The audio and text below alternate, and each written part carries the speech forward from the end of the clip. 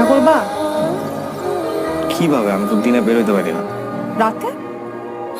রাতে মানে? তুমি রাতে বেরোতে পারবা? কেন?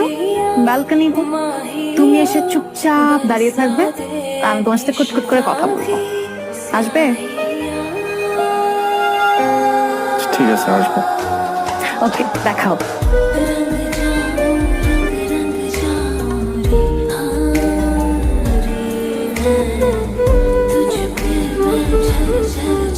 দেখা হয়েছে?